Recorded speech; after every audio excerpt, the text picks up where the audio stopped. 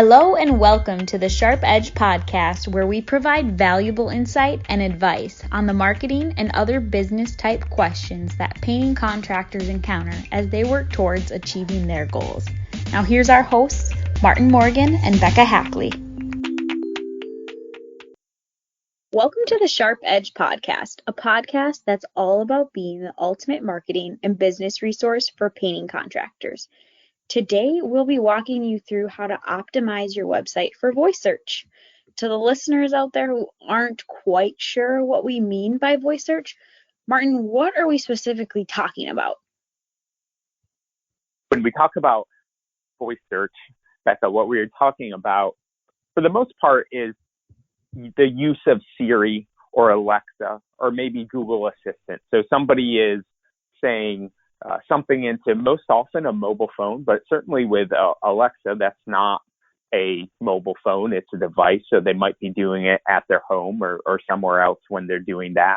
And one of the main reasons that we want to address this is because there have been, and we've seen over the past year, our clients get a number of pitches, let's say, or, an attempt to sell them on from marketing agencies or firms, or perhaps not such an up and up type of a group on voice search services, on voice SEO. And part of what we want to say today is to dispel the myths and the misinformation that might be going around about voice search and help shed some light on really what voice search is, and to kind of give away the answer.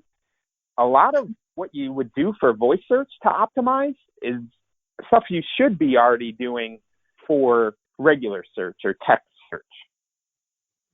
So we'll really just kind of dive in and debunk whatever you may or may not think. So that's kind of where we'll start with, and just I'm going to ask you, what is the difference? How people search using voice versus how they search using text? And this is an area, Becca, to your question, where there is a difference here. So how people utilize it, there is a difference. The results are not necessarily different, or what you need to do to get good results. But how people use it can be different. So most often with voice search, and if you use voice search and you think about how you might use it, oftentimes it'll be more conversational than a text search. Now, almost everybody, and I imagine if you're listening to this, you have used text search probably thousands, maybe tens of thousands, maybe hundreds of thousands of times. And most often when you're using text search, you're going to type in a word, maybe two, maybe three. You might be looking for a little bit more or a little bit more specific information. So you might do a long tail search that has 6, 7, 8 words. But most often it's 1, 2, 3 words right to the point.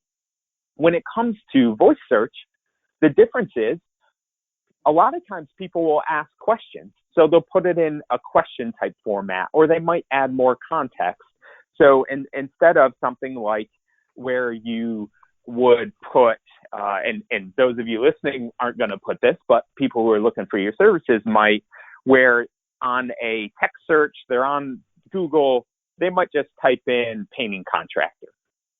For a voice search, they might ask more of a question that could be something like, Siri, what painting contractors are in town that do interior painting? So it's going to be more conversational, more likely to be questions, more words. And that for the most part is the difference in how people most often use voice search versus text search. I always think of kids, for example, because we have an Alexa Echo Dot, which I'm scared to say her name too loud because she might start talking to me. But right.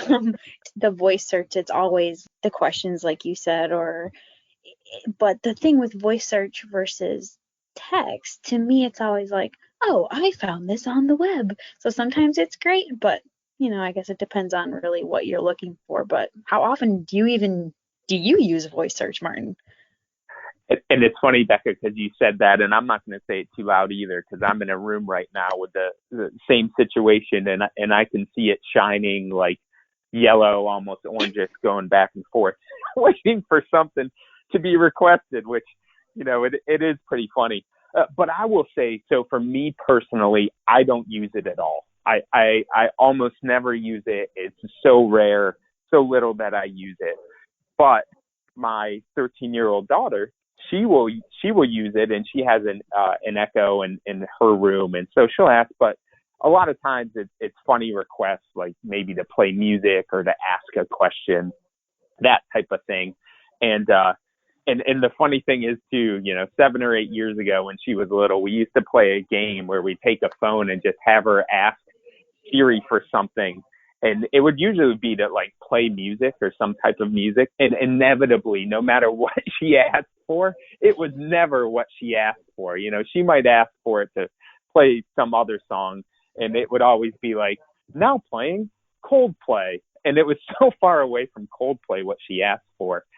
So we used to do it just for humor, really, and to amuse each other. Those things have come a long way since then. Yeah. So they certainly can work well. But to the point of what we've talked about here, a lot of what the requests are on voice search are those sort of things. You're asking it to do something, or you're asking for some basic information that's not necessarily something that you're going to dig into.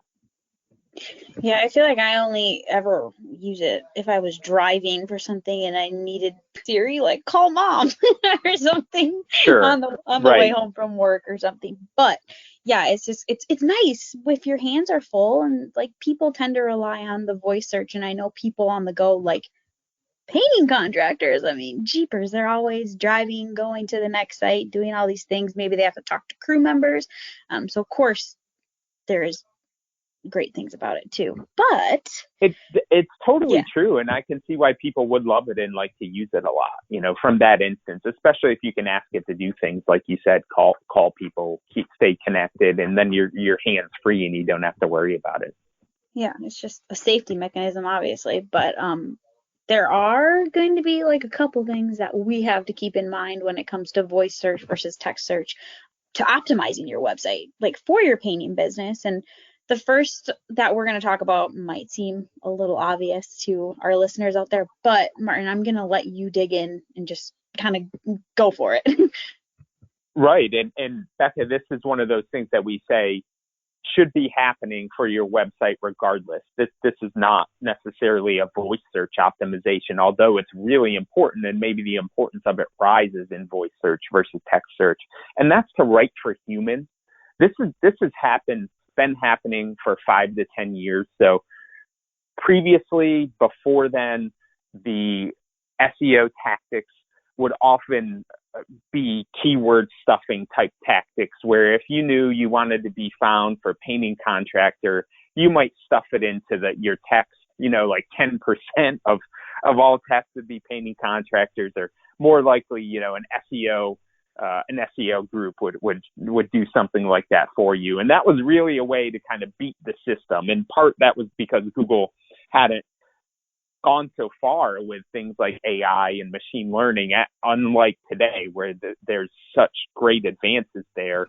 They don't need to see those words 100 times to know that your text is that of what they would expect from a website that represented painting contractors. So you want to make sure that the writing on your website is for humans, that humans can understand that. And Google's going to reward that because they now, as I mentioned, through AI, through machine learning, they are much more able to understand, hey, this is stuff that humans are going to understand, or going to be able to understand. And part of that, when you think about it from the standpoint of if people are asking questions, if they're saying more than they would type into their browser, then that lends itself to conversational language that's going to lead to an answer. So if they're asking questions and Google can tell they're asking questions, then Google's going to look for answers. So if you think of things from that standpoint, you want to make sure that you've got writing that you go through and you say, okay, I can understand that. Or you look at it and you say, all right, my customers are going to be able to understand that. This is not technical writing in a way that, let's just say a lay person is going to they're going to be able to understand it. So thinking of it in a way of how are your customers searching for certain things, like whether they're looking for interior, exterior, but the content obviously has to go beyond those main two keywords type of thing. But writing out content that is it okay for me to say like almost simple-minded so that it makes sense to the average reader and the average person looking for it? And I don't mean simple-minded in a bad way, but like something that's just like more obvious instead of comparing it to like your technical writing that nobody like. Can you help me just kind of compare the two of Yeah, what I'm trying to explain? you are absolutely on Okay. the right track, and it's really, do you think, simple to understand. The vast majority of people are going to be able to look at that and understand exactly what you're saying. And to compare it, if you've ever looked at technical notes, maybe for either some sort of technology like a computer or anything like that, and you look at that, or just something you don't know that much about, and you look at it and you're like, a normal person, there is no way they're going to understand what this says. Clearly, they didn't do a good job of distilling this down to help normal people understand. And that's really what you want to do. If you think about it, if you've done search, most often it might be like text search, but if you've paid attention, you see what are called the featured snippets at the top. And the featured snippets might be, let's say, if you're looking for a recipe, baked chicken, let's say you put in there, and you might see a box, and you see the beginnings of a recipe written out, and you're going to see that information there. Or you all listening aren't likely to need this, but let's say you were searching for something like adding molding to a room, and you're going to start to see an answer there that's going to simplify, break it down pretty easily. Or maybe you're going to ask a question related to something else, and let's just throw out some weird thing, but when was the stock market started? And you're going to see a box up there that's going to have the answer, and those answers are important. And it's the same way that you can think about this as far as writing for SEO, again, for voice, not just for voice search, but for text search too, is helping to answer questions. It's one of my favorite tactics, right? So you're thinking about writing some text for, maybe it's just a page on your website, maybe it's your interior painting page, right? And just go back and think of what were the last 10 to 15 questions that a potential customer asked me in relation to interior painting, and just write those down or type them out, whatever you're doing. And then just go through and answer those questions. And something like that, even if it almost takes the form of an FAQ, or if you have an introduction and then you've got that with the answers, that's going to be looked on really favorable in voice search, because you're helping Google or whatever understand what the content, what the text below it answers, and what it refers to. So you are adding you're adding information that's going to really help Google or Bing or whatever get to the heart of the topic that you're working to explain. So by answering the questions and just thinking what in the world are customers looking for, what we're getting at is be super thorough, right? Absolutely. So easy to understand, written for humans, and also thorough. And when you think about that, an example, kind of continuing to go with the interior theme, is somebody might ask or say, and we're based in the Raleigh area of North Carolina. So somebody may say, I need an interior professional painting contractor in Raleigh.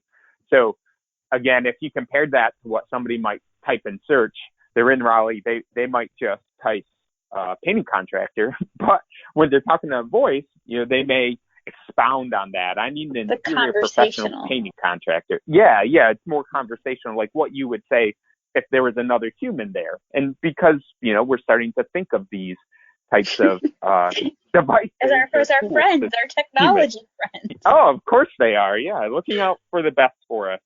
But if somebody says that, and And then you just break that down, right? So break it down into elements that you would need for that. You've got interior painting. You've got professional painting contractor. You've got Raleigh. So there are three different elements that you need to break down there. But in this example, they've put it all in one place. So let's say we'll continue to use Google. When Google hears something like that, right? They're going to look for content that shows that it can cover interior painting. They're going to look for content that shows that it's, professional painting contractor or professional painter, or they might break it into painting contractor. And then they're going to look for content that shows that it covers Raleigh. So when you mention thorough content, Becca, you're absolutely right. And that's one of the keys here is you want to make sure that you're hitting on those key things, right? So overall category, you want to make sure you've got good content related to painting contractor, related to being a painting contractor, related to all the stuff you do. You want to make sure you've got good content for specific services. In this instance, it's interior painting. You want to make sure you've got good content for that. And then it's specific to location. And of course, as painting contractors, you're just trying to bring in local search. Unless you have somebody who maybe is located somewhere else, but they own property where you work. For the most part, you want local search. So you want to make sure, and even in that instance, they're going to specify, they might specify Raleigh, wherever they are. If they're not, then Google's going to automatically assume it's a local search regardless. And look, in this instance, if they didn't say Raleigh, look for places closest to where they are. So you want to make sure that you've got that local content, that you've got those local references that are going to help you from a search standpoint as well. So big takeaway with your content, like you need to make sure that you have the thorough descriptions, all the main key things that your business covers, because that's going to help Google, like almost, to me, I always think of it like them grabbing on to those main key things that people are searching for. And then that's how it gets your website to show up as an end result for whether text or voice search, correct? Absolutely. And I think I like that. I'm gonna take your reference or analysis a step further, perhaps. But think of, there may not be a single person listening who's a mountain climber type, or those people that you go to. I think in many places they have climbing areas, which are really, really cool, right? But you think about it, and Google's at the bottom, and it's looking for handholds and footholds in order to move something quicker, and it wants to move as fast as possible. So if you've got those handholds or footholds built, then it can get up that wall really fast, and then your website is gonna show up higher.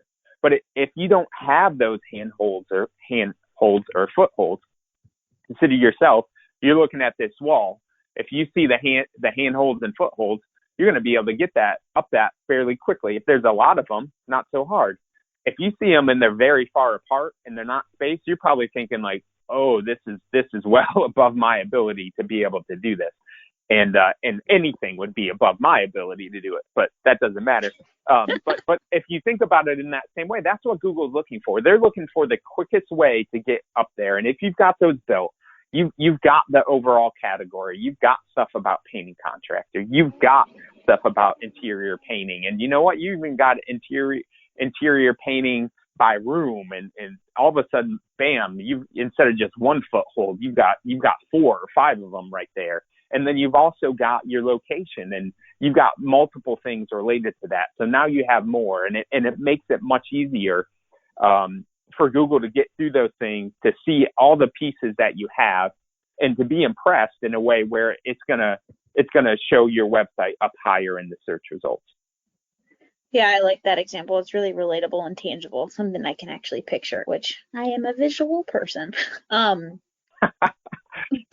But okay, we talk about content.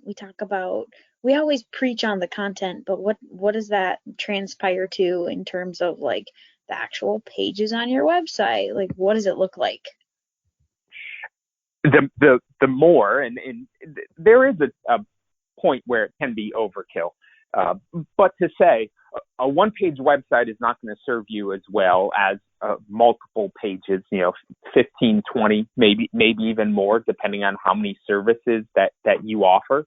And part of that is because Google likes to, wherever it can, see it be as specific as possible. So if you've got a long page of a whole bunch of content, you're not necessarily going to search as well as you would if you've got multiple layers of content that continues to show your knowledge or the work that you do, or different levels of service, where it's clear to see, okay, yeah, they are credible. There's a lot of credibility here. Look at these pages, multiple pages with good content. This is going to be a more credible source or a more credible result than this other website, which is really just one page. Oh, and they have a contact us page, but that doesn't really count. So they're almost like a splash page. Right, and you think they're trying to Google's trying to do the best it can to measure credibility, because Google really wants to return the best search results possible for every searcher.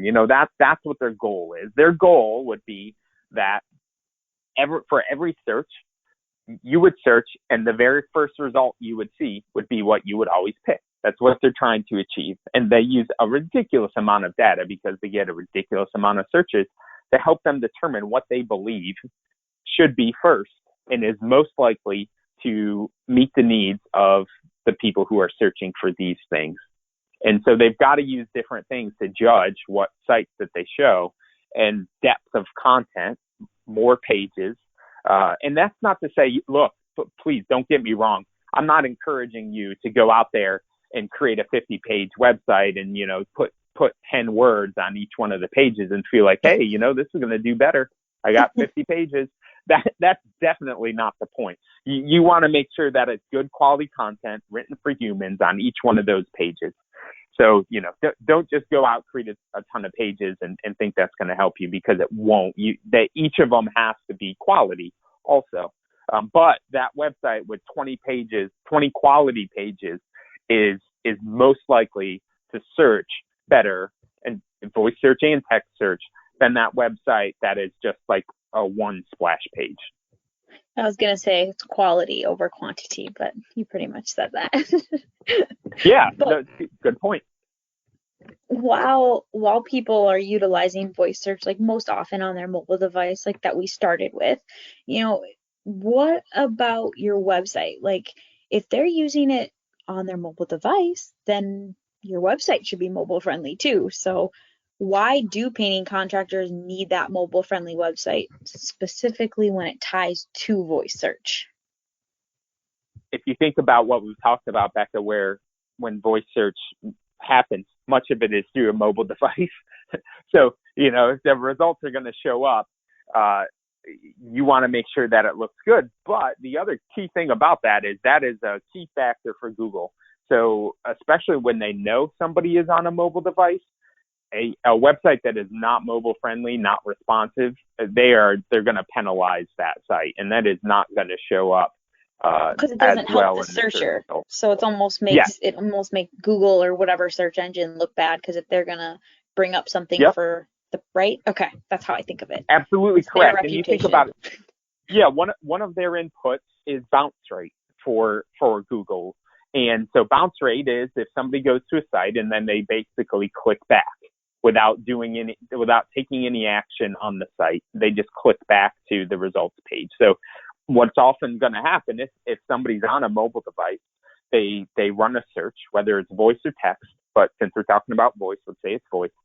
They go to the search results, they click on a site that comes up, and it's not mobile friendly, it looks terrible, they can see it immediately, and they're like, yep, no, and they click back. And Google's going to penalize sites that have that happen to them. And so if your site is not mobile friendly and that happens to you, you're likely going to get quote unquote negative points in Google's eyes, and that's going to hurt your search results. And I know there's always some question of whether or not some people have mobile friendly websites or not. So if you're listening and you're like, I'm not really sure, that's what we're here for. So I mean, feel free to reach out to us and we can help just determine like what your next best move is too. But we're going to really hit on one of the big last pieces of optimizing your website for voice search, which is your Google My Business profile, which Martin and I have talked about several times, but this is a big one. It sure is, and you're right. We've hit people over the head with this one a lot, and the reason is because it is important, and that is especially true for voice search because what happens, and many of these, similar to regular searches, Google has 90% of the market. I think it's similar with voice search. Don't know exactly what the numbers are, but if something has a near me, or if Google is automatically determining that it is a very local search, then Google's going to use the Google My Business profiles as a way to decide what to show in that search, or decide what to serve the searcher or the device that it's talking back to the person who did search. So if you do that, and you would use the example earlier, Becca, where that it responds to you, I found this on the internet, or something of that nature.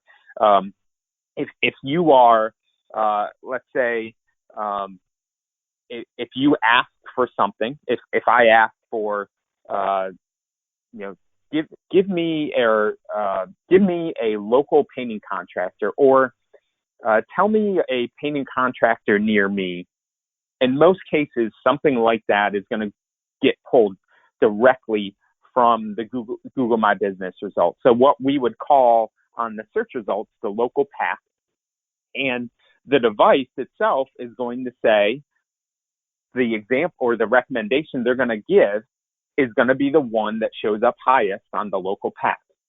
And so you may, if you've heard us talk about that before, you may know that for the most part, proximity to the searcher is the number one factor in where Google My Business profiles show up in the local path. And for the most part, there's nothing you can do about that. You can't get closer to somebody that's searching.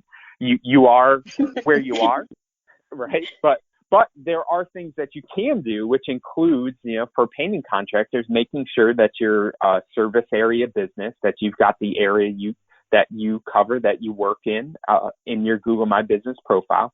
But there's also other things that you can do. So you've got to make sure you've got the right category. You've got to make sure that you've got that GMB optimized as much as you possibly can. So if somebody is conducting a voice search in that way, those little indicators that should pull you up to the top of that local path, you've got them already built into your Google My Business profile. Plugging in all the information, like we've always talked about with your GMB profile, you need to make sure that you're filling out, as much as you possibly can on there. And that's just like the footholds and handholds, like example of climbing up the wall type of thing, because Google's going to grab onto whatever they can. And the more you have, the more the merrier in this case, right? Absolutely. And you think about it this way, I think I've hit on this topic probably every time we talked about it, but this is your most direct way to influence Google. It is their product. It is their tool. And this is your opportunity for free. You pay nothing for it, to put as much information as you would like to that Google can use directly to serve its search results in the local path. So knowing that Google is the 800-pound gorilla when it comes to search, why would you not take advantage of that opportunity and optimize it as much as possible? I will say one thing. The last thing about the GMB is your Google My Business profile is different than your website. They are two very vital pieces to your business, but they are different and they are both necessary. So that is something to just remember when we hit on GMBs. They are two different things. It is important, definitely true, to notate that. And really, they are the 1-2 punch for your web presence. Those are the two most important things from a web standpoint when it comes to making sure that your business is out there and can be found by potential customers?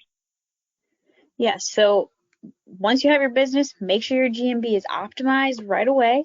And well, holy cow, I guess we've covered a lot in terms of just voice search and text search and what the difference is. But so let's just take it back to the beginning. First, you're going to start by making sure that your website is written for humans with that thorough content related to your business. Like Martin mentioned, we're going to talk to it like a conversation. That's how we want people to read your website, so that Google can pick up on those words to show up first. Am I saying that correct, Martin? Yeah. Yep. Absolutely. Okay. And then you really want to focus on just the services you offer, the locations you cover, which is huge, especially as a painting contractor. And then the next two steps are going to be being absolutely sure that your website is mobile friendly while optimizing that Google My Business profile for voice search by filling out as many categories as you possibly can there. And thanks for that excellent summary, Becca, because you are right. We did cover a lot of ground. That was excellent. We were on a lot of different topics and covered it, I think, pretty thoroughly. But I would say, if you do have any additional questions, you can feel free to reach out to us. We are happy to talk to you about those things or exchange emails, whatever works best for you. And the other thing I want to say is please, if you are not already subscribed to our podcast here, we highly encourage you to do so.